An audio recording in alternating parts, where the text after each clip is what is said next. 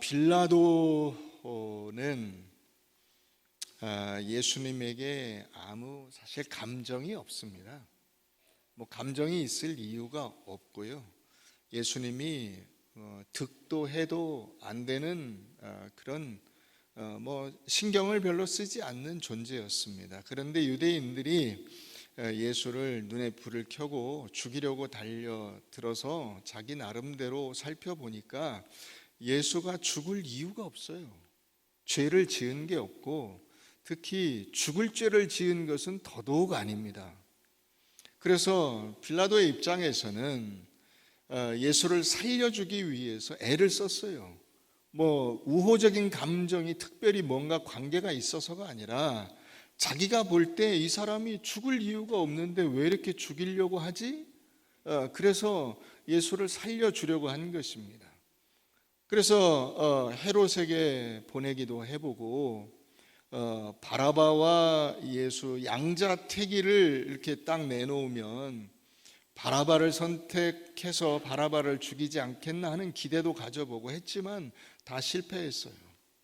그리고 우리가 지난주에 살펴본 대로 이제 채찍질을 해서 피투성이가 된 그 예수를 사람들 앞에 내놓을 때 사람들이 야 불쌍하다, 동정심을 사게 되고 그러면 그들의 그 고소가 이 예수를 죽이라고 하는 그 고소가 아무것도 아닌 것을 알게 되지 않을까 하는 생각도 해본 거예요.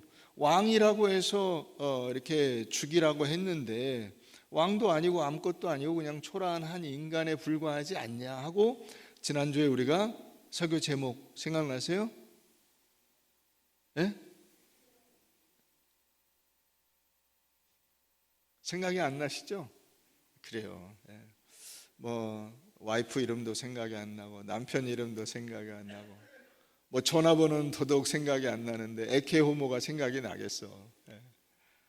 에케호모, 이 사람을 보라 이 사람을 이렇게 외친 거죠. 그래서 이 예수가 참 초라한 인간에 불과한데 뭘 이렇게 죽이려고 애를 쓰냐 한 거예요.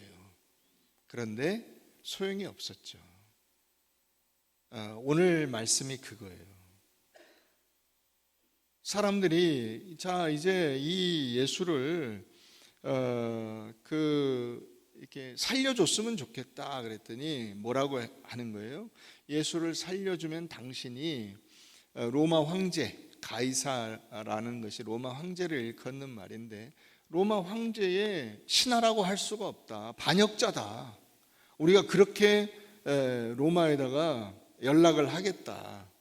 이렇게 이제 들고 일어나는 거죠. 그래서 이제 빌라도가 그 예수를 우리 16절에 살펴본 대로 사형에 넘겨준 거죠. 이에 예수를 십자가에 못 박도록 그들에게 넘겨주니라. 빌라도가 여기서 그 두려워한 것이 뭐냐를 우리가 보게 돼요. 빌라도가 가장 두려워한 것은 군중이었어요. 근데 사실 빌라도가 이 유대인들에게는 사실 좋은 감정을 갖고 있지 않았고 유대인들도 빌라도에 대해서는 좋은 감정을 갖고 있지 않았어요.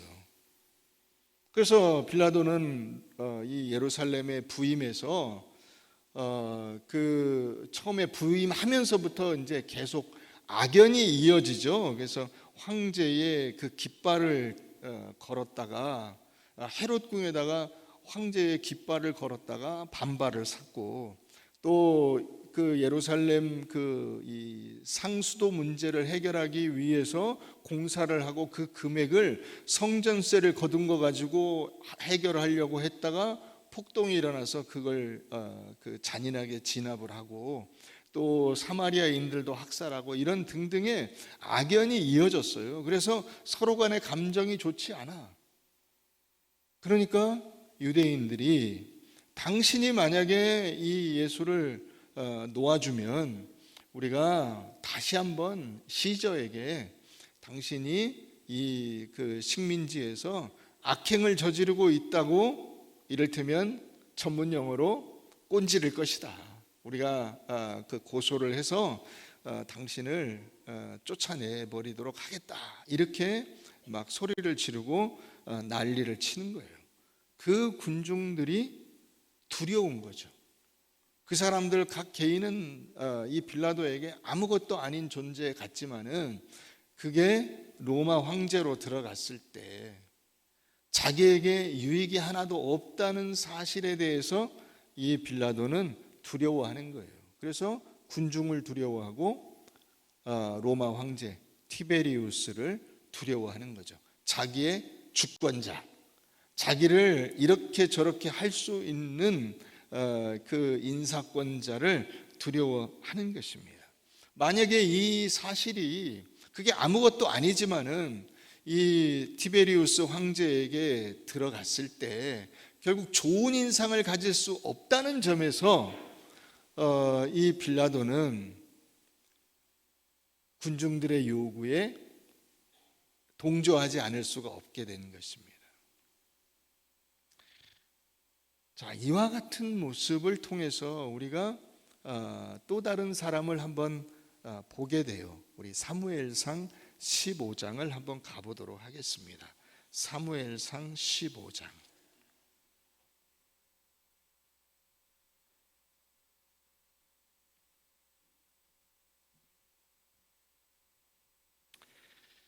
사무엘상 15장 시간이 없으니까 우리 24절부터 보겠습니다. 앞에를 좀 생략하고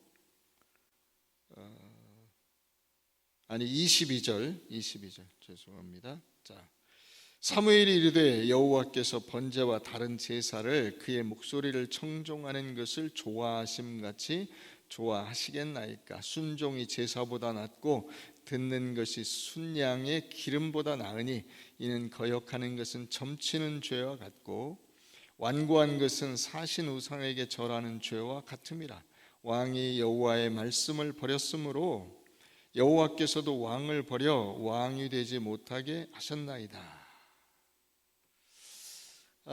우리가 이 말씀을 잘 압니다. 이 사울 왕에게 하나님께서 명령을 내리시기를 아말렉을 진멸하라. 아말렉에 속한 것은 사람이든 짐승이든 다 진멸하라 라고 하는 명령을 내렸습니다. 그런데 이제 사무엘이 와서 보니까 다 진멸하지 않은 거예요. 그래서 왜 안 했습니까? 라고 물었더니 사울 왕이 뭐라고 한 거예요? 하나님 앞에 백성들이 하나님 앞에 제사하려고 남겨놓은 겁니다. 이렇게 한 거예요. 백성 핑계를 대면서 하나님 앞에 제사를 드리려고 한 겁니다 라고 하는 이 두 가지 핑계거리를 댄 거예요. 하나는 백성이 했다, 하나는 제사하려고 했다. 그랬더니 사무엘이 이야기한 것이 뭐예요? 제사가 뭐 중요합니까? 하나님의 말씀이 더 중요하지. 재물이 뭐 중요합니까? 하나님의 말씀을 듣는 게 훨씬 더 중요한 일이지. 이 얘기를 한 거예요. 자, 24절 봅시다. 24절. 사울이 사무엘에게 이르되 내가 범죄하였나이다. 내가 여호와의 명령과 당신의 말씀을 어겼습니다. 그런데 이것은 무엇 때문이라 그래요? 내가 백성을 두려워하여 그들의 말을 청종하였음이니이다 라고 말하고 있는 거예요. 아, 잘못했습니다. 제가 백성들을 두려워했네요. 이게 진짜로 돌이킨 거냐? 아니에요. 그냥 핑계를 대는 거예요. 핑계를. 왜냐하면 그 다음에 이 사울 왕의 행적을 보면 우리가 알 수가 있어요. 그런데 사울 왕이 여기서 실토한 게 뭐예요? 자기가 하나님을 두려워하지 않고 백성을 두려워했다는 거예요. 하나님을 두려워하지 않고 자기 눈에 보이는 사람들을 두려워했다는 거예요. 여러분, 우리가 오늘 본문 11절 한번 가서 보면 이렇게 돼 있어요. 여호와께서 대답하시되 위에서 주지 아니하셨더라면 나를 해할 권한이 없었으리니 그러므로 나를 내게 넘겨준 자의 죄는 더 크다 라고 예수님이 말씀하세요. 자, 예수님이 이 권세가 어디로부터 왔다고 얘기해요? 백성에게서 온 게 아니라고 얘기해요. 내가 가지고 있는 이 권세가 주권자로부터 온 게 아니라고 얘기하는 거예요. 사람에게서 온 게 아니라 이 권세는 하나님이 주신 거야. 그런데 하나님의 뜻대로 행하지 않으면 너는 그 권세를 준 자의 뜻을 거슬려서 권세를 행하는 거야 라고 말하고 있는 거예요. 예수님께서 그 말씀을 하고 계신 거예요. 여러분, 그것은 성경에 굉장히 중요한 원칙 가운데 하나예요. 우리의 모든 직책과 지위와 여러분들의 위치는 하나님께서 주신 거예요. 믿습니까? 여러분들의 가정, 여러분들의 직장, 여러분들의 삶의 모든 근거가 내가 만든 것처럼 보일지라도 그것은 내가 만든 게 아니고 내가 열심을 내서 무언가를 이룩한 게 아니라 하나님이 여러분들에게 주신 거예요. 그래서 이것은 하나님께서 여러분들에게 주신 복이기도 하고 다른 한편으로는 이게 하나님이 여러분들에게 준 짐이기도 한 거예요. 그걸 놓치지 말아야 돼요. 빌라도는 그걸 모르고 있어요. 이거 하나님이 너한테 주신 자리야. 그러니까 네 맘대로 해서는 안 돼 라고 말하고 있는 거예요. 그래서 여러분, 이 세상 주권자가 넘지 말아야 될 선이 있어요. 하나님께서 이건 해서는 안 돼 라고 하는 그 선이 있다고, 원칙이 있다고. 첫 번째가 뭐냐면 복음 전파를 막아서는 안 돼요. 하나님의 말씀이 세상에 선포되는 이 일이 중단되어서는 안 된다고. 사람들이 입을 막으면 안 돼요. 그건 굉장히 중요한 일이에요. 우리 사도행전 4장을 한번 가보십시다. 사도행전 4장.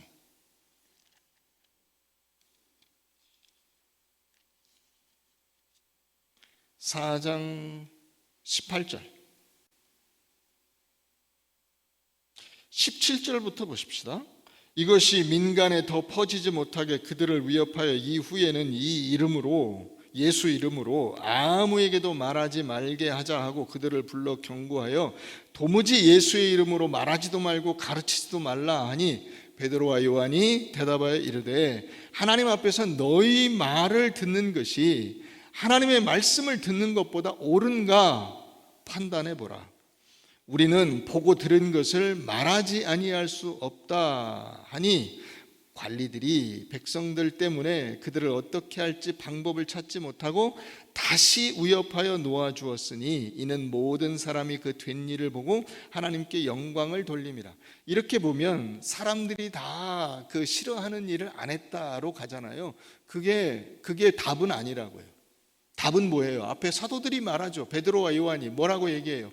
하나님께서 하라고 하시는 말씀을 우리는 할 뿐이고 하나님의 말씀에 순종하는 것 뿐이지 너희들 말 듣고 하라, 백성들 말 듣고 하지 마라 이렇게 하는 거 우리는 아니다 라고 말하고 있는 거예요. 여러분, 이것을 우리가 놓치지 말아야 돼요. 오늘날 여러분들이 누리고 있는 이 자유민주주의라고 하는 것에 가장 중요한 핵심이 어디서부터 온 거냐? 기독교에서 온 거예요. 자유민주주의라는 것은 기독교에서 온 거예요. 동양도 무슨 아프리카도 어디도 그런 걸 만들어내지 못했어요.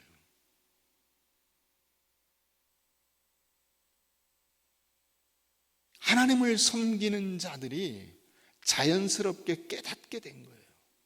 그것도 종교개혁 이후로. 천주교에서는 그런 자유가 없어요. 교황이 하지 말라 그러면 하지 말아야 돼요.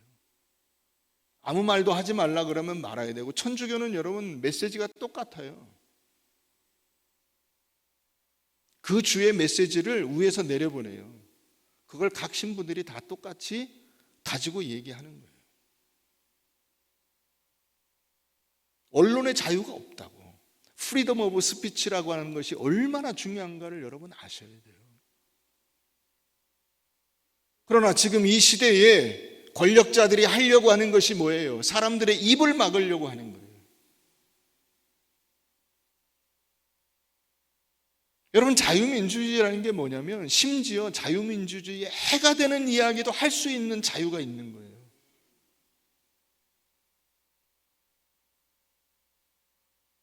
근데 그걸 막는다고요? 역사가 발전하느냐라고 했을 때 사람들은 진화론에 근거해서 발전한다고 얘기해요. 그러나 과연 그렇습니까? 발전하는 게 아니라 성장하고 성숙해야죠. 성숙. 아세요? 성숙. 키가 막 크는 게 아니고 사람이 돼야 된다고. 막 뭐가 이렇게 늘어나는 게 아니고 익어야 된다고. 맛있게 연글어야 돼요. 그러면 여러분, 우리 사회가 연글고 있어요? 성숙하고 있어요?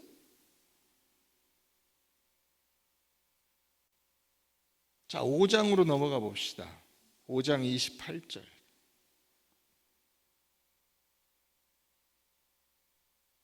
5장 28절.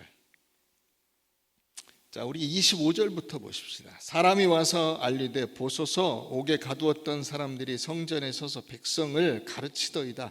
백성들에게 자유롭게 말하고 있더이다, 이 얘기예요. 자유롭게 말하고 있더이다. 성전 맡은 자가 부하들과 같이 가서 그들을 잡아왔으나 강제로 못하면 백성들이 돌로 칠까 두려워함이더라. 역시 뭘 두려워하고 있냐면 사람을 두려워하고 있어요. 그들을 끌어다가 공회 앞에 세우니 대제사장이 물어 이르되 우리가 이 이름으로 사람을 가르치지 말라고 엄금하여 너희가 자유롭게 말해서는 안 된다라고 엄금하였으되 너희가 너희 가르침을 예루살렘에 가득하게 하니 이 사람의 피를 우리에게로 돌리고자 함이로다. 베드로와 사도들이 대답하여 이르되 사람보다 하나님께 순종하는 것이 마땅하니라. 너희가 나무에 달아 죽인 예수를 우리 조상의 하나님이 살리시고 이스라엘에게 회개함과 죄사함을 주시려고 그를 오른손으로 높이사 임금과 구주로 삼으셨느니라. 우리는 이 일의 증인이요 하나님이 자기에게 순종하는 사람들에게 주신 성령도 그러하니라 하더라. 뭔 얘기예요? 우리는 자유롭게 말할 권리를 하나님이 주셨고 하나님이 그렇게 하라고 하셨다. 막을 테면 막아봐라 이거죠. 우리는 죽더라도 끝까지 말할 수 있는 자유를 쓸 것이야 라고 대답하고 있는 거예요. 여러분, 그러니까 이 권력자들에게서 우리가 끝까지 저항해야 되는 지점이 무엇이냐면 자유롭게 말할 수 있는 권리를 행사하는 거예요. 그걸 놓치면 안 돼요. 그걸 막는다고 막아지느냐? 막아지겠어요? 막아지겠어요? 안 되는 짓을 하는 겁니다. 뿐만 아니라 권력자가 절대로 해서는 안 되는 일이 있어요. 그건 뭐냐면 기독교인들의 신앙에 반하는 부도덕한 이 일을 강요해서는 안 돼요. 대표적으로 나치 히틀러가 독일 사람들에게 행한 일이 있어요. 그게 뭐냐면 유대인들과 모든 관계를 끊고 유대인들을 절대로 도와서는 안 된다고 말한 거예요. 그래서 그걸 강요했어요.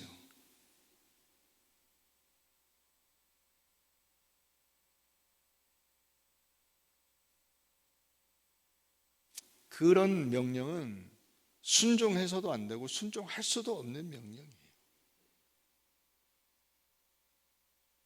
그러므로 오늘 우리가 분명히 해야 될 것이 있어요. 첫째로 진정한 통치권은 하나님께 있다는 것을 우리가 확인하고 선포해야 하는 것입니다. 하나님만이 우주의 주권자요 통치자이십니다. 예를 들어 우리가 다니엘을 생각해 보세요. 다니엘은 하나님의 이 통치권, 하나님의 주권을 명확히 알고 있었어요. 그래서 다니엘이 여러 임금을 섬겼는데 그 느부갓네살을 처음 섬기게 됐어요. 느부갓네살이 그 두라 평지에 큰 금신상을 세우고 자기만을 섬기라고 강요를 한 거예요. 그런데 다니엘의 세 친구들이 걸려들었어요. 그래서 잡혀가게 됩니다. 내 이놈들, 내가 내린 명령을 몰랐느냐? 알았습니다. 근데 왜 안 했느냐? 우리는 하나님만 섬깁니다. 그래? 그 하나님이 너희를 저 영광로불에서 건져내겠냐? 하나님이 건져내실 겁니다. 근데 만약에 하나님이 우리를 그 영광로불에서 그대로 죽게 하실지라도 우리는 절대로 왕에게 절하지 않을 거고 저 금신상에 절하지 않을 겁니다. 결과는 우리가 알고 있습니다.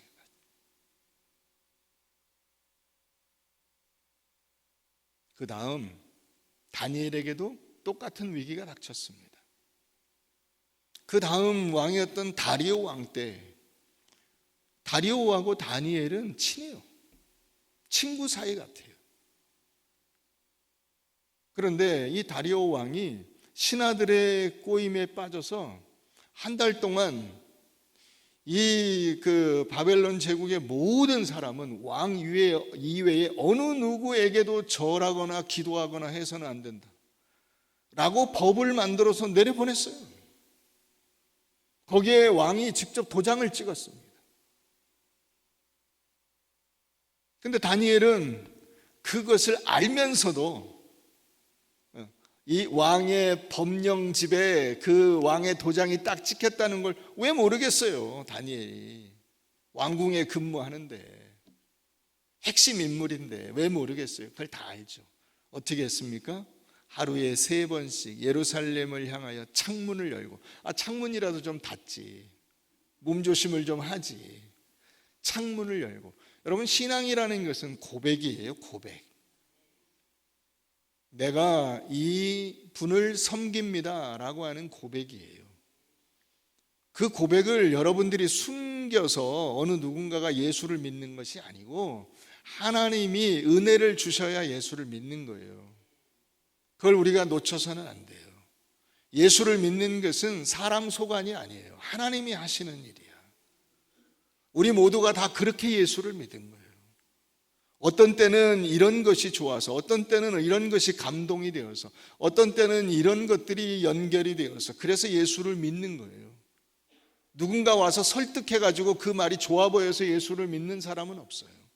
설사 형식은 그렇게 보일런지 모르지만은 예수를 믿는 것은 하나님의 성령의 역사하심이에요. 다니엘은 그래서 창문을 열고 하나님께 기도했어요. 당연히 잡혀가죠. 다리오가 답답한 거예요. 친구가 잡혀왔어요. 친한 다니엘이 잡혀왔다고. 다니엘아, 너의 하나님이 너를 구원하시기를 원한다. 근데 자기가 도장을 찍었잖아.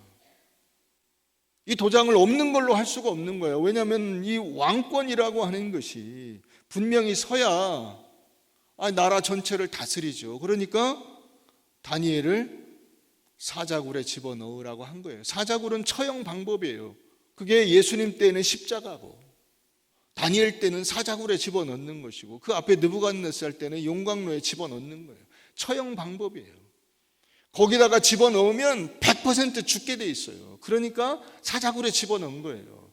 굶주린 사자, 그 사자들을 며칠 동안 굶겨가지고 으르렁거리는 상태로 다니엘을 집어넣으면 찢겨 죽는 거예요. 그 처형 방법으로 다니엘을 집어넣는데 어떻게 됩니까? 안 죽었어요.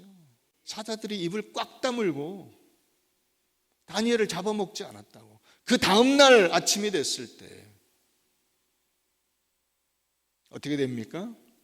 그 다니엘을 모함했던 사람들을 집어넣게 됩니다. 그러자 그들이 땅에 닿기도 전에 공중에 있는 상태로 사자들이 입을 벌리고 그들을 잡아먹었다, 이렇게 돼 있어요.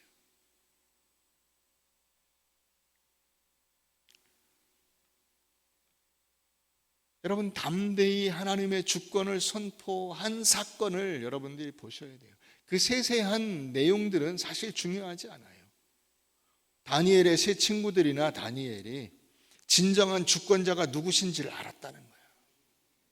오늘 우리에게 그것이 주는 교훈이 무엇인가? 여러분들이 여러분들의 인생 속에서 내 삶의 진정한 주인이요 왕이요 주권자 통치자가 누구신지를 알라는 거예요. 그게 다니엘서가 우리에게 주는 교훈이에요. 그런데 이 하나님의 통치와 주권에 복종하려면 내가 모든 것을 내려놓아야 된다. 이게 두 번째 원리예요. 빌라도가 어떻게 했어요? 내려놓지를 못했어요. 자기 자신을 내려놓지를 못하는 거예요. 그러니까 어떻게 합니까? 바로 자기 의견을 접고 예수를 십자가에 처형하도록 내어줬다 이거죠. 뭘 선택한 겁니까? 자기 욕심을 선택한 거죠. 자기 욕심을. 서슴없이, 아무 거리낌 없이. 여러분, 오늘날도 많은 사람들이 자기 이익 앞에서 쉽게 신앙을 포기합니다. 솔제니친이라고 하는 사람이 옛날 구소련의 반체제 인사죠. 스탈린을 비판했어요. 그래서 잡혀가게 됩니다. 옥살이 하다가 국제적인 그 노력으로 결국 구출이 돼서 이제 망명을 하게 됐어요. 그 솔제니친이 자기 이 잡혀간 이야기들을 쓰는 중에 그렇게 썼어요. 감옥에 들어가는 순간 아늑한 과거는 단호하게 뒤로 던져버려야 한다. 모든 것을 포기한 사람만이 승리를 얻을 수 있다. 여러분, 여러분들의 인생의 승리가 무엇이라고 생각하십니까? 인생의 승리는 자기 만족이나 세상적 우위가 아닙니다. 인생의 승리는 사람답게 사는 거예요. 인간으로서의 존엄성을 드러내며 사는 거예요. 그게 인생의 진정한 승리예요. 믿으십니까? 그걸 위해서 내려놓는 거예요. 아무것도 아닌, 그보다 덜 중요한 것들을 다 내려놓는 거예요. 사실 아무것도 아니라 그러면 여러분들의 마음속에 반발이 있을지 몰라요. 그게 왜 아무것도 아니냐? 돈이 중요하고 명예가 중요하고 세상 권세가 중요하지 않냐? 여러분, 그렇습니까? 과연 그렇습니까? 진정한 인생의 자존심은 무엇입니까? 남보다 내가 더 잘 산다, 내가 남보다 더 우위에 섰다, 내가 너보다 좋은 데 산다, 좋은 차 탄다, 좋은 직장에 다닌다, 이런 겁니까? 아닙니다. 사람으로서의 존엄성과 인격을 지키는 것입니다. 그것을 우리가 놓쳐서는 안 돼요. 솔제니친이 바로 그 얘기를 한 겁니다. 네가 그걸 선택해서 감옥에 들어가는 순간 그보다 덜 중요한 것들은 다 내려놔야 된다. 인생의 가치와 참다운 인생의 만족이 무엇인가를 네가 선택했다면 그보다 덜 중요한 것들은 다 내려놓아야 한다.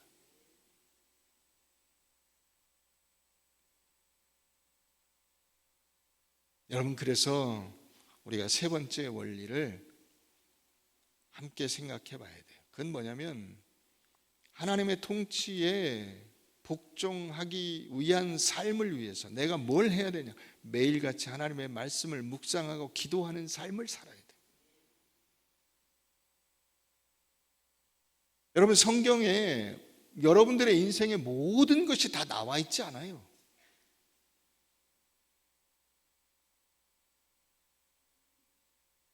무슨 말인지 아세요? 예를 들어서 술 먹어도 돼? 담배 펴도 돼? 명확하지 않아요. 특히 담배는 이 성경이 쓰여진 훨씬 다음에 나온 거예요. 담배를 펴도 될까요? 안 될까요? 그건 각자 선택할 영역이에요. 왜냐하면 성경에 없으니까. 그러나 여러분, 성경을 우리가 묵상하고 기도하고 하나님의 말씀을 열심히 보다 보면 저절로 안 피는 쪽을 선택하게 돼요. 왜냐하면 고린도전서 6장에 나온 대로 내 몸은 너의 것이 아니라 하나님의 것이다. 그러니 내 마음대로 해서는 안 된다. 예수님이 말씀하신 대로 악은 모든 모양이라도 버리라. 나에게 도움되지 않는 일들을 굳이 내가 감수하면서 할 필요가 없는 거예요.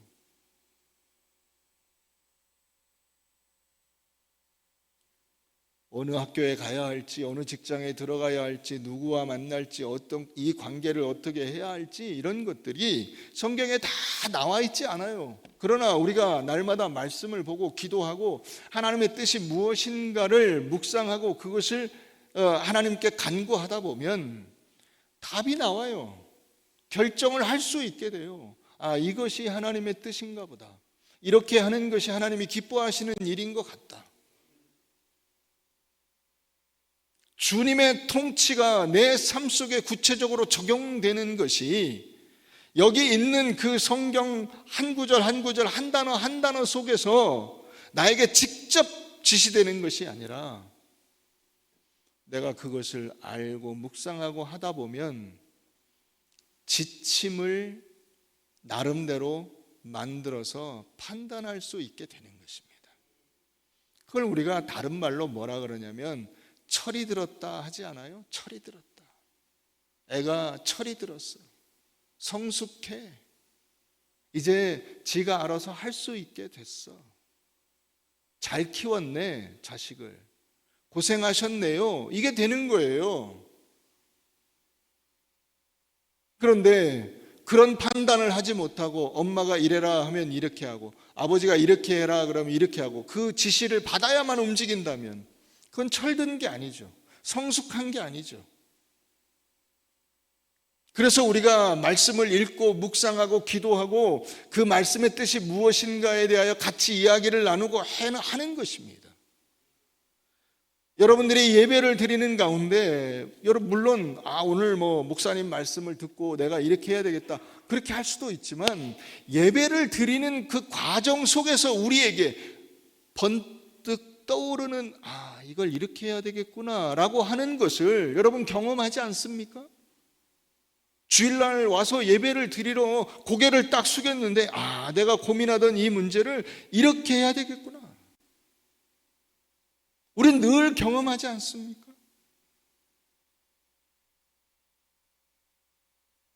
그렇게 하면 안 되는데 라고 얘기했는데 주일날 와서 예배를 드리는 가운데 찬송을 부르는 가운데 하나님께서 이렇게 하라고 하시는구나 라는 것을 깨닫는 때가 얼마나 많습니까? 그렇기 때문에 우리가 하나님의 통치에 복종해서 사는 것은 그냥 와서 푸닥거리 하듯이 막 하고 무슨 종교의식을 그런 게 아니에요. 말씀을 보고 읽고 그 말씀의 뜻이 무엇인가에 대해서 고민하고 연구하고 기도하고 하나님의 은혜 속에 살아간다는 것이 무엇인가에 대해서 많은 갈등을 범하는 가운데서 겪는 가운데서 이런 결론을 얻게 되는 거예요. 진리는 사람의 숫자를 모아서 다수결로 만들어내는 게 아니에요. 진리는 하나님께서 우리 인간에게 내려주시는 거예요. 무슨 말인지 이해가 되세요? 하나님께서 여러분들에게 깨달음을 주신다고.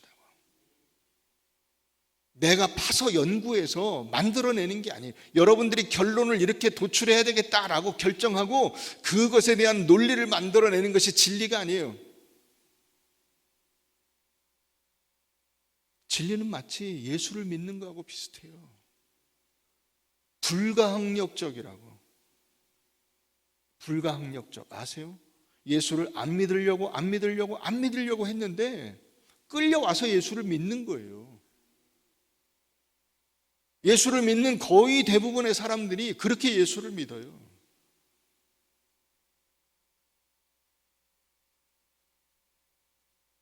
여러분, 양심을 붙들고 사는 것이 아니에요. 양심은 어찌 보면 아무것도 아니에요. 왜 그런지 아세요? 여러분들의 양심을 자꾸 내세우시면 안 돼요. 인간이 죄로 인해서 그 모든 것들이 파괴되었기 때문에 그런 거예요. 양심은 하나님이 없이는 아무것도 아닌 게 되는 거예요. 여러분, 그런 사람들을 우리가 많이 보잖아요. 아, 저 사람은 양심도 없나? 얼마나 많이 봅니까? 왜 그렇게 되죠? 하나님이 없이 자기 욕심을 따라 결정하면 그렇게 돼요. 그건 마치 전기가 끊어졌는데 핸드폰을 들고 있는 것과 같아요. 기름이 없는데 자동차를 운전하겠다고 앉아있는 것과 같아요. 아무 의미가 없어요. 배터리 나간 핸드폰 무슨 의미가 있습니까? 기름이 다 떨어진 자동차 무슨 의미가 있습니까? 하나님이 없는 양심 아무 의미가 없어요. 그렇기 때문에 우리가 하나님 앞에서 하나님의 은혜를 붙들고 산다는 것이 무엇인가를 깊이 생각해야 되는 것입니다. 우리 마태복음 10장을 한번 가보십시다.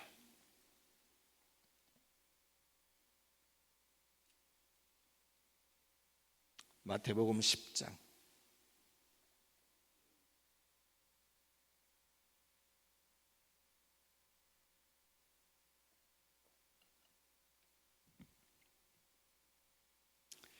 이 24절부터 보겠습니다. 제자가 그 선생보다 또는 종이 그 상전보다 높지 못하나니 제자가 그 선생 같고 종이 그 상전 같으면 족하도다. 집주인을 바알세불이라 하였거든 하물며 그 집 사람들이랴. 그런즉 그들을 두려워하지 말라. 감추인 것이 드러나지 않을 것이 없고 숨은 것이 알려지지 않을 것이 없느니라. 내가 너희에게 어두운 데서 이르는 것을 광명한 데서 말하며 너희가 귓속말로 듣는 것을 집 위에서 전파하라. 몸은 죽여도 영혼은 능히 죽이지 못하는 자들을 두려워하지 말고 오직 몸과 영혼을 능히 지옥에 멸하실 수 있는 이를 두려워하라. 참새 2마리가 한 아사리온에 팔리지 않느냐? 그러나 너희 아버지께서 허락하지 아니하시면 그 하나도 땅에 떨어지지 아니하리라. 너희에게는 머리털까지 다 세신 바 되었나니 두려워하지 말라. 너희는 많은 참새보다 귀하니라. 누구든지 사람 앞에서 나를 시인하면 나도 하늘에 계신 내 아버지 앞에서 그를 시인할 것이요 누구든지 사람 앞에서 나를 부인하면 나도 하늘에 계신 내 아버지 앞에서 그를 부인하리라. 그렇습니다. 수많은 사람들이, 예수를 믿는 사람도 사람을 두려워합니다. 세상에 제일 두려운 것이 사람이라고 말하지 않습니까? 그러나 여러분, 오늘 예수님이 뭐라고 말씀하십니까? 사람이 두려울 수 있으나 사람을 두려워해서는 안 된다. 왜냐하면 그보다 진짜 더 두려운 분이 계시다. 그분은 사람의 육신의 생명만 빼앗을 수 있는 분이 아니라 영혼도 지옥에 던져버리실 수 있는 분이다. 그러니 그분을 두려워해라. 그분 앞에 떳떳해라. 그 얘기를 하고 계신 거예요. 두려워하지 말라. 너희는 많은 참새보다 귀한. 참새가 그냥 바람이 불어서 떨어지고 무슨 새총에 맞아서 떨어지고 하는 것처럼 보이는 그 참새라 할지라도 하나님의 뜻이 아니고서는 땅에 떨어지는 법이 없는 것인데, 하물며 사람이 하나님의 뜻과 계획과 손길이 없이 이렇게 저렇게 되는 거 아니다. 그러니 너의 인생을 하나님께 맡기고 두려워하지 마라 라고 말씀하고 있는 거예요. 여러분, 종교개혁 시대에 헨리 8세, 영국의 그때에 휴 라티머라고 하는 분이 계셨어요. 이 헨리 8세는 종교개혁의 이름으로 무언가를 하긴 했어요. 그게 뭐냐면 성공회를 만든 거죠. 근데 성공회 왜 만들었어요? 자기 와이프 바꾸려고 사실 성공회 만든 거예요. 첫 번째 와이프하고 이혼을 하려고 했는데 그 첫 번째 와이프가 강력한 그 당시 천주교 국가인 스페인 출신 와이프예요. 그래서 내쫓아버리고 자기 마음에 드는 새 여자를 맞아들이려고 했더니 천주교에서 반대해. 그래서 그럴 것 같으면 마침 그때 막 종교개혁의 불길이 일어날 때인데 우리도 그럼 천주교에서 탈퇴하겠다. 그래서 우리는 영국만의 새로운 종교체제를 만들 거야. 그 천주교의 교황이 있다면 영국에는 국왕이 그 새로운 종교체제의 머리야.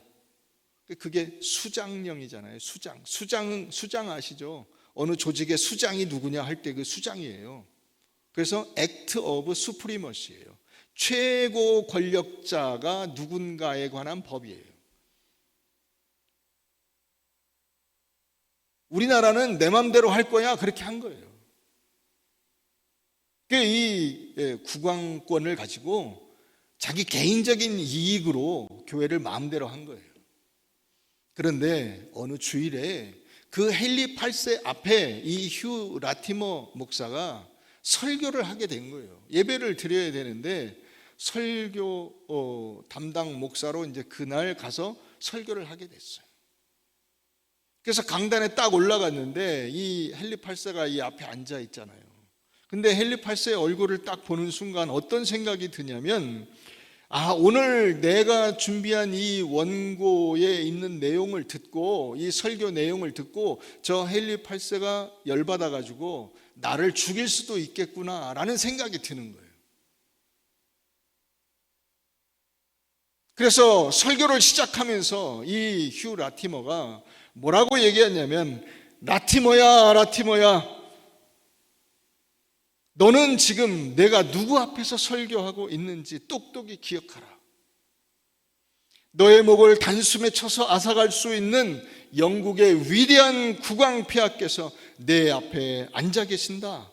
너 조심하지 않으면 오늘 내 생명이 끝나게 될 것이다. 그러나 라티머야 너는 또한 누가 지금 내 설교를 듣고 계신지도 똑똑히 기억하라. 너의 육신뿐 아니라 영혼까지도 지옥에 멸하실 수 있는 만왕의 왕 전능하신 하나님께서 내 설교를 듣고 계신다. 이렇게 말한 거예요.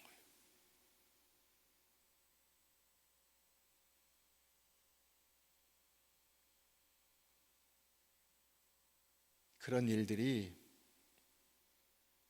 오늘날에도 계속 이어집니다. 일제시대에 신사참배가 있었어요. 수많은 목사들이 성도들이 일제 신사에 참배했습니다. 그것은 종교의식이 아니라 국가의례라는 이름으로 가서 신사참배를 했어요. 일본의 신토에게 절을 했습니다. 그런데 여러분 요즘도 그런 일들이 지속되고 있습니다. 지난 부활절에 어느 교회에서 대통령을 불러다 놓고 박수를 치고 강단에 올려서 인사를 하게 했습니다. 오늘날도 이어지고 있는 신사참배입니다. 제가 처음에 우리 교회에 왔을 때 이 지역 국회의원이 우리 교회를 다닌대요. 그래서 사무실에 왔어요. 전모 국회의원인데 와서 인사를 하고 그러시냐고 참 너무 반갑습니다. 감사합니다. 그래서 예배에 참석했어요. 뭘 기대했을까요? 내가 왔다 소개해 주기를 기대했을 거예요. 그런데 예배는 하나님께 드리는 거예요. 예배는 인간을 위한 사교 모임이 아니고 친목계가 아니에요. 여기서 누구 소개하고 박수치고 하는 게 아니에요. 그건 예배가 아니죠. 그렇잖아요. 오늘날 여러분, 기독교의 탈을 쓴 무당들이 너무 많아요. 그래서 제가 아무 소개도 안 하고 넘어가니까 그분이 몇 번 나오다가 안 나왔어요. 그 다음에도 어떤 국회의원이 왔다가 뭐 예배 전에 와서 나 좀 소개시켜주라 하는 거죠. 인사를 하러 왔어요. 뭐 인사하고 그걸로 끝이죠. 예배 시간에 소개시켜주지 않죠. 여러분들이 보셔서 아실 거예요. 제가 누군가를 예배 시간에 소개시키는 일은 거의 없어요. 칭찬할 때는 혹시 할 때가 있어요. 결혼했는데 신혼부부가 신혼여행 바로 안 가고 오늘 예배 드리고 간답니다. 여러분 박수 한번 쳐주시죠. 그런 거는 해요. 근데 심지어 우리 교회 협동 목사님인 서창원 목사님 한 달에 한 번씩 와서 첫 주에 예배 드리고 가세요. 그때도 제가 거의 한 번도 이렇게 세워서 인사를 한 적이 없어요. 왜요? 예배 드리는 시간에 자꾸 딴 데 쳐다보게 하면 안 돼요. 예배 시간에 하나님을 쳐다보고 하나님께 예배를 드리는 거고 그분에게 모든 주의 집중을 하는 거예요. 인간이 그 자리를 대신해서는 안 돼요. 그게 하나님의 통치에 복종하는 거예요. 우리는 만왕의 왕 만주의 주, 우주를 지으신 우리의 창조주 하나님, 나의 구주 예수 그리스도를 보내신 진정한 구원자 하나님을 예배하는 거예요. 그 예배를 통해서 우리가 능력을 얻고 힘을 얻고 하나님이 주시는 기쁨과 은혜로 충만한 삶을 사는 거예요. 인간이 그 자리를 대신할 수가 없어요. 그걸 왜 딴 사람한테 넘깁니까? 어떻게 그 역할을 인간이 할 수가 있습니까?